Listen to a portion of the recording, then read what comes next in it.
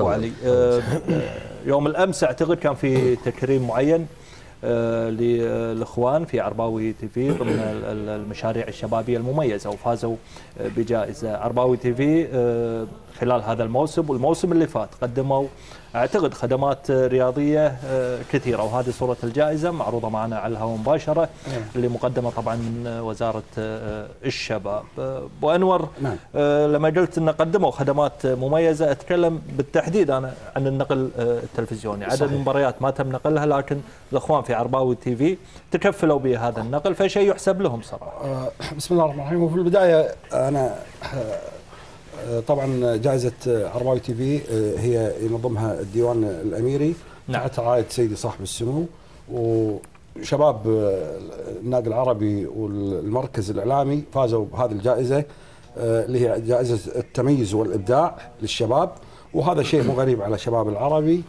وأتمنى أن مجلس إدارة النادي العربي أيضا يحذو الحذو هذا ويكرم هؤلاء الشباب. مجلس إدارة النادي العربي للحين ما كرموا العرباوي تي في؟ لأن تو الناس يعني توهم الجائزة يمكن صار لها يومين يعني يمدي. مدعومين من مجلس إدارة النادي العربي ولا جهود شخصية منهم؟ والله شوف، عشان أنا أكون صادق يعني هم مدعومين وجهد من الشباب. يعني الأمانة يروحون يسافرون بعض الساعات، يعني هم كلهم أربعة أنا أذكرهم، عبد الرحمن العلي وحمزة الشطي، مجموعة شباب والعوض وعلي حسن. هذول الشباب انا اذكر انه في بعض الايام يطلع واحد فيهم الصبح، جاسم العوضي. نعم. العوض. يطلع فيهم واحد الصبح ويرد المساء على قطعه صغيره، على كاميرا معينه، على عدسه معينه. فالامانه الموسم اللي فات اذا تذكرون كلكم انه صار المشاكل اللي صارت بين تلفزيون الكويت واتحاد كرة القدم. نعم. فيمكن 6 أو 7 جولات ما كان في نقل. فهم الامانه كانوا ينقلون مباريات العربي، مباريات حتى خارج الكويت، بس مباريات العربي، مباريات العربي مو كل المباريات. نعم. ويبون حتى معلقين. يعني جد الامانه. لا بس عندهم معلق مميز. لا شوف، ما حطوا في يوم من الايام كمال الشناوي وهو مدرك الفريق.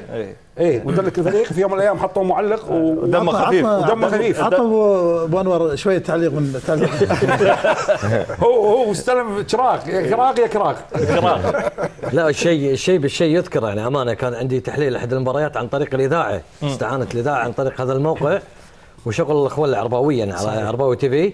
كنت في نادي العربي ما كان في نقل تلفزيوني، لكن عن طريق هذا الموقع علق عليه المباراة طبعا المعلق حسين الغريب، وانا كان عندي التحليل عن طريق النقل التلفزيوني. يعني هو ترى يعني فجود يشكرون عليه امانه.